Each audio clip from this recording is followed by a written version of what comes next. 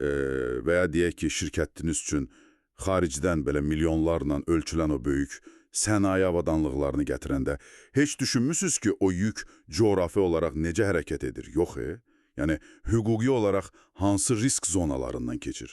Hə, adətən heç kimin ağlına gəlmir o tərəfi. Ancaq qrafikə baxırıq ki, haçan çatacaq. Düzdür, məhz elədir. Xüsusilə də indiki dövrdə, yəni Azərbaycanın bu orta dəhliz çərçivəsində şərqlə qərbi birləşdirən nəhəng bir logistika mərkəzinə çevrildiyi vaxtda bu çox aktualdır. Biz, yəni necə deyərlər, sadəcə marşrutu izləyirik. Amma o pərdə arxasında işləyən nəhəng hüquqi maşınla yalnız və yalnız yükümüz zədələndikdə maraqlanmağa başlayırıq. Bəli, zədələndikdə və ya yoxa çıxdıqda. Və o an gəlib çatanda da böyük bir sürprizlə qarşılaşırıq. Çünki təzminat almaq, yəni məsuliyyəti kiminsə boynuna qoymaq prosesi heç vaxt avtomatik baş vermir. Aha, yəni elə bilirlər ki, mal qırıldısa dərhal pulu verəcəklər. Tamamilə. Halbuki, hüquqi sənədləşmədə və ya belə deyək, prosedurda edilən ən xırda bir səhv, ən kiçik bir prosedur səhvi bütün zərərin, o böyük maliyyə yükünün tək başına sizin üzərinizdə qalmasına gətirib çıxara bilər. Logistika zəncirindəki tərəflər, yəni məsuliyyəti bir-birinin üzərinə atmaqda çox mahirdirlər. Bax, elə buna görə də bugünkü dərin təhlilimizdə biz o fərziyyələrdən kənara çıxacağıq və bu hüquqi sənədləşmənin anatomiyasını çıxaracağıq. Dərin təhlilimiz əsasən 3 konkret mənbəyə istinad edir. Birincisi, real məhkəmə təcrübəsinə malik olan vəkil Anar Məmmədovun hazırladığı o kompleks hüquqi hesabatdır. İkincisi, beynəlxalq logistikanın, yəni onurğa sütunu sayılan CMR konvensiyasının tarixi və qlobal tətbiqidir. Və üçüncüsü, 2026-cı ilin yanlarından ölkəmizdə qüvvəyə minmiş yeni qanunun nəqliyyat ekspedisiya fəaliyyəti haqqında qanunun gətirdiyi dəyişikliklərdir. Yəni, məqsədimiz aydındır burada. Bu yeni hüquqi landşaftın reallıqda sizi, yəni sifarişçini, ekspeditoru necə qoruduğunu tapmaqdır. Bəli, və hüquqi tələlərin harda gizləndiyini anlamaq. Gəlin bunu bir qədər araşdıraq. Tədarüş zəncirini, belə deyək, mən həmişə bir estafet yarışına bənzədirəm. Maraqlı müqayisədir, hə? Yəni, burada estafet çubuğu yükün özüdür. Qaçışçılar isə qanunun müəyyən etdiyi subyektlərdir.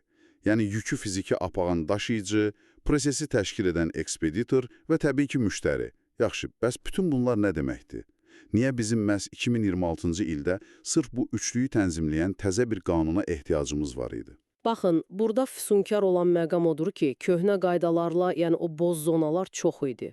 Həcmlər böyüyüb, tranzit sürətlənib və dövlət oyun qaydalarını dəyişməli idi, çünki əvvəllər bu qaçışçıların, yəni məsuliyyət rolları bir-birinə qarışırdı məhkəmələrdə. Necə yəni qarışırdı? Hərənin öz işi yoxdur bəyəm. İş var, amma məsələn, ekspedisiya şirkəti gedib məhkəmədə deyirdi ki, mən sadəcə vasitəçiyəm. Yəni, mən sadəcə daşıyıcını tapmışam, yükün qırılmasına cavabdeh deyiləm. Daşıyıcı da qayıdıb deyirdi ki, mənə bağlı qutu veriblər, içindəkini hardan bilim. Niyə bu boz zona var idi? Çünki sənədləşmə formal idi. Çox vaxt şifahi razılaşırdılar ya da internetdən, belə deyək, standart bir vərəqilik müqavilə yükləyib imzalayırdılar. Aha, yəni kopyala yapışdır müqavilələr. Tamamilə. Və yeni 2026-cı il qanunun 10-cu maddəsi birbaşa bu boşluğu vurur. Qanun konkret deyir ki, fəaliyyət ancaq və ancaq yazılı müqavilə əsasında olmalıdır. Yəni kağız və ya elektron, fərq yoxdur. Fərqi yoxdur, təki yazılı olsun və ən əsası sənədin içi dolğun olmalıdır. Yəni o marşrut, yükün tam növü, çəkisi, məsuliyyət limitləri, bunlar detalına qədər dəqiqləşməsə, heç bir kompensasiya mexanizmi işə düşməyəcək. Elə yazılıdır. Xaricdən bir zavod üçün xüsusi kalibrasiya tələb edən, sarsıntılara falan çox həssas olan bir sənaye dəzgahı gətirilir. Sifarişçi tələsir, müqavilənin yükün təsviri bölməsinə sadəcə yazır ki, metalurgiya avadanlığı 5 ton. Yolda daşıyıcı standart hərəkət edir, maşın adi yollarda silkələnir və o həssas kalibrasiya sistemi məhv olur. Aha, klassik senari. İndi sifarişçi kompensasiya tələb edəndə onun yazılı müqaviləsi ola-ola hansı maneə ilə üzləşəcək? Çox böyük bir maneə ilə. Yəni, böyük ehtimalla məhkəməni uduzacaq. Həqiqətən. Niyə ki? Çünki daşıyıcı tam haqlı olaraq deyəcək ki, qardaş, mənə qaimədə yazmısan ki, bu metalurgiya avadanlığıdır. Mən də onu standart prosedurla daşımışam. Əgər o avadanlıq həssas idisə, xüsusi hava yastıqlı treylerlərdə daşınmalıydısa, bunu o yazılı kağızda, yəni yükün xarakteristikasında qeyd etməliydin. Yəni sənəddə nə yazılıbsa odur. Bəli, yazmamısansa, daşıyıcı o qeyri-müəyyən zərərə görə cavabdehlik daşımır. Məhkəmənin kompensasiya üçün istinad edəcəyi profil ancaq o kağızdakı profil olacaq. Maraqlıdır. Deməli, yükün hüquqi kimliyi sadəcə o sənəddəki bir neçə sözdən ibarətdir. Sənəddə metal yığınıdırsa, sığorta da onu metal yığını kimi görəcək. Tam olaraq belədir. Ona görə o standart formalardan qaçmaq lazımdır. Hər yük fərdi təsvir olunmalıdır. Bu, daxili logistikada vəziyyəti çox aydınlaşdırır. Amma gəlin orta dəhlizdən danışaq. Yəni, prosesin çoxu beynəlxalq tranzitdir axı. Yük qatara yükləndi, Azərbaycan gömrüyünü keçdi və deyək ki, Gürcüstana və ya Türkiyəyə daxil oldu. O an bizim bu super dəqiq 2026-cı il qanunumuzun hökmü necə dəyişir? Bax, o sərhədi keçən anda bizim daxili qanunvericilik yavaş-yavaş, necə deyərlər, arxa plana keçir.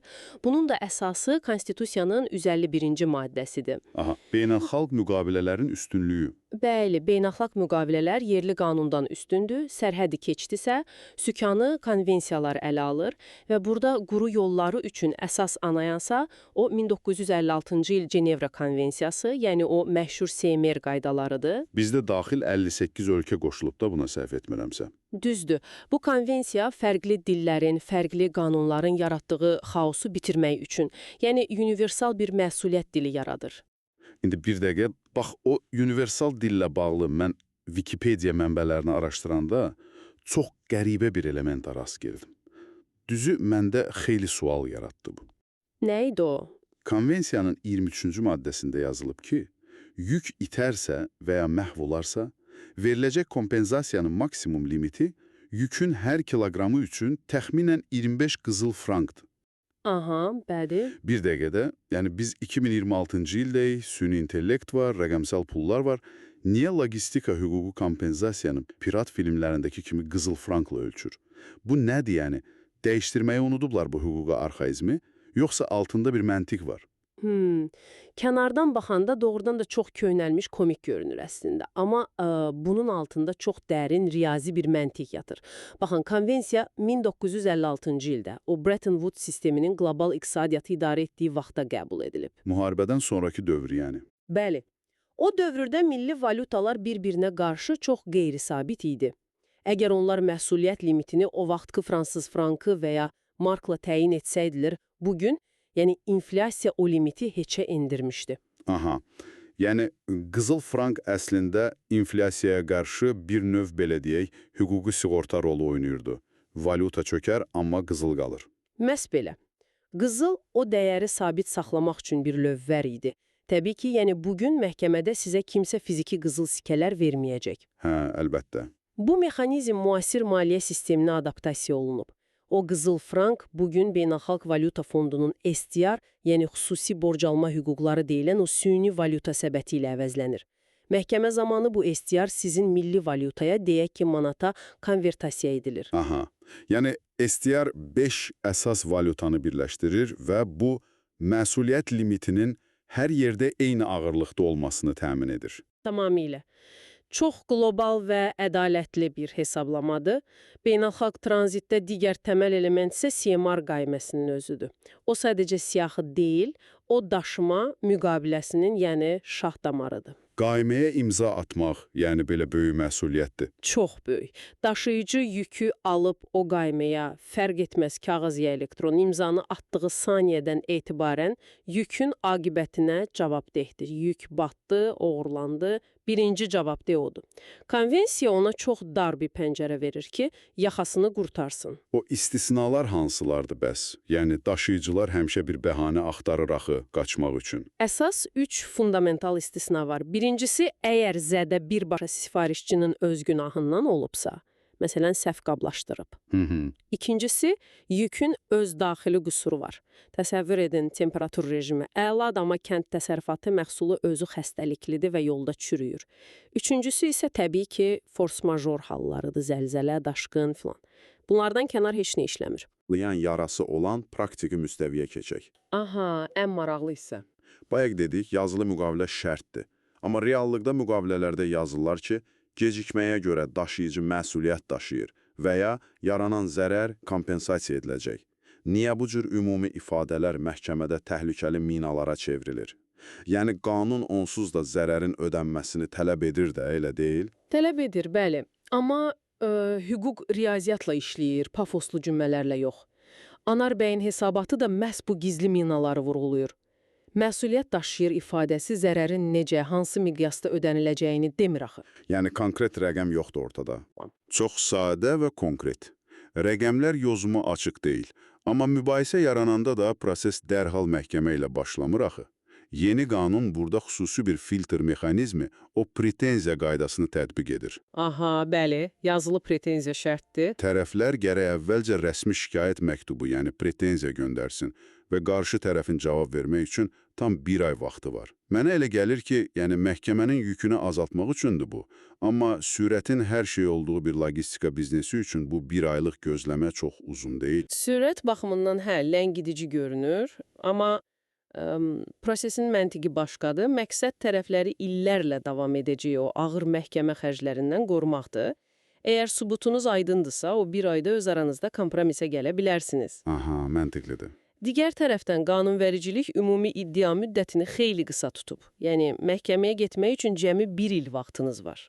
1 il keçdisə, tələb hüququ canır. İstisnasız hər kəs üçün 1 ildir bu. Yalnız bir hal istisnadır. Əgər sübut etsəniz ki, zərər bilərəkdən, qəsdən vurulub, o zaman iddia müddəti 3 ilə qədər uzana bilir, qalan bütün standart hallarda 1 ildir. O vaxtın çox sürətlə işlədiyi bir başqa məqamda o yüklərin qəbulu zamanı zərərin qeydiyatıdır və məncə bizneslərin ən çox pul itirdiyi yerdə buradır. Ən yaralı yerdir, hə. Zədə görünəndirsə, məsələn, qutu cırıqdırsa, akt dərhal yazılmalıdır. Amma bir də o gizli zədə məsələsi var. Qutu salamatdır, amma açırsan içindəki mal qırılıb. Qanun bu gizli zədə üçün cəmi 7 gün vaxt verir, o da bazar və bayram günləri çıxılmaqla. Niyə məhz 7 gün? Niyə 30 gün deyil? Yəni, böyük ambardır, malı bəlkə 3 həftə sonra istehsala verəndə açdım. 7 gün dar pəncərə deyil. Kənardan elə görünür, amma bunun altında rasional bir səbəb var. Vaxt uzandıqca zərərin kimin günahından olduğunu tapmaq mümkünsüzləşir. Necə yəni? Təsəvvür edin, 30 gün vaxt verilib, şirkətin öz anbarında. İşçinin əlindən düşdü, qırıldı, ya şərait pis idi, xarab oldu, dərhal götürüb daşıyıcının boynuna atacaqlar ki, yolda xarab olub. 7 gün o sui-istifadənin qarşısını almaq üçün qlobal bir kompromisdir. Aha, yəni hüquq deyir ki, anbarını idarə etmək sənin işində. Yükü aldın, qutu bütöv olsa belə aç, yoxla, video çək. Təmbəllik edib 10-cu gün açsan, maliyyə sənin boynundadır. Bu qədər sadə. Tamamilə düz, fiksasiyadır. Və diqqət etsəniz, bütün bu prosedurlar, o 7 gün, qaymələr, pretenziyalar yekunda bir nöqtəyə gəlir. Sübut etmə yükünə. Kimin əlində mübahisəsiz sübut varsa, o haqlıdır. Amma tarixən kağız sənədlər saxtakarlığa çox açıq olub da. Yəni sənədin tarixini arxaya çəkmək, rəqəmləri dəyişmək logistikanın o qaranlıq tərəfi idi həmişə. Və elə burada da biz gəlirik o 2026-cı il reallıqlarına. 2025-ci ilin dekabrında yaradılan o vahid pəncərə sistemi, ümumiyyətlə rəqəmsallaşma bu sübut etməni necə dəyişir? Rəqəmsallaşma bunu kökündən dəyişir. Əsas alətlər ECMR, yəni elektron qaymə və e-permit icazələridir. Və bunlar sadəcə PDF fayllar deyil, bunlar insan faktorunu sıxışdırıb çıxarır. Əvvəl sürücü qələmlə tarixi dəyişib, vaxtında gəlmişdim deyə bilərdi. ECMR-da bu mümkün deyil, çünki kriptoqrafik zaman ştampları, yəni timestamp var. Gömrükdən çıxdınsa, sistem avtomatik rəqəmsal iz buraxır və onu saxtalaşdırmaq texniki olaraq mümkünsüzdür. Dəmir yolundakı o ADY Smart sistemi də eyni məntiqlə işləyir əslində. Vaqonun hardan nə qədər dayandığını saniyə bə saniyə qeyd edir. Təsəvvür edək mübahisə yarandı. 2024-cü ildən yaranan o sürətli arbitraj məhkəmələrinə getdilər. Bu rəqəmsal data prosesi necə sürətləndirir? Çox dramatik sürətləndirir. Çünki arbitrajda bu data artıq obyektiv faktdır. GPS göstərir ki, sən sərhəddə yox, filan koordinatda 12 saat yatmısan. Bəhanəyə yer qalmır, hətta çox vaxt tərəflər o elektron sübutu görəndə heç məhkəməyə getmirlər. O pretenziya ayında öz aralarında həll edirlər məsələni. Yəni texnologiya dürüstlüyü məcbur edir. Maraqlıdır. Gəlin indi bu geniş müzakirəmizi yığcam bir çərçivəyə salaq. Yəni vəkil Anar Məmmədovun analiz etdiyi daxili minalar, o CMR konvensiyası bizə dəqiq bir dərs verir. 2026-cı il qanunları sərt şəffaflıq tələb edir. Müqavilə riyazi dəqiqliyi ilə yazılmalıdır, gizli zədə üçün 7 gün vaxt var və vahid pəncərə kimi alətlər hamını qaydalara tabe edir. Bəli. Yəni bu qaydaları bilmək artıq ixtiyari deyil, şirkətin kapitalını qoruyan ən güclü sığorta ilə bu biliklərdir. Tamamilə. Dəqiq müqavilələr və o rəqəmsal izləmə gələcəyin logistikasıdır. Amma yəni bu rəqəmsallaşmanı görəndə mənbələrimizin toxunmadığı, belə deyək, fəlsəfi bir sual yaranır məndə. Aha, nədir o? Bax, SMR-a, GPS sistemləri real vaxtda mərkəzləşdirilirsə, bəlkə də gələcəkdə logistika mübahisələri üçün nə o bir aylıq məktublara, nə də məhkəməyə ehtiyac qalmayacaq. Təsəvvür edin, hər şey blockchain üzərində bir ağıllı müqavilə, yəni smart kontrakt kimi kodlaşdırılıb. İnsan yoxdur. Sistem GPS-dən görür ki, yük 24 saat gecikdi, məhkəməsiz, davasız, algoritm avtomatik o 0,2% cəriməni kəsir daşıyıcının hesabından köçürür sifarişçiyə. Çox real və maraqlı ssenaridir. Əgər ədalət sadəcə koda və dataya çevriləcəksə, o zaman logistika hüquqşünaslarının rolu nə olacaq? Onlar məhkəmədə danışacaqlar yenə, yoxsa o ağıllı müqavilələrin arxasındakı kodları yazan memarlara çevriləcəklər? Bax, bu üzərində düşünülməli çox ciddi bir transformasiyadır. Siz isə öz yüklərinizin qaymələrini hələ ki ənənəvi diqqətlə oxumağa davam edin və o 7 günlük qaydanı heç vaxt unutmayın. Növbəti dərin təhlilimizdə görüşənədək.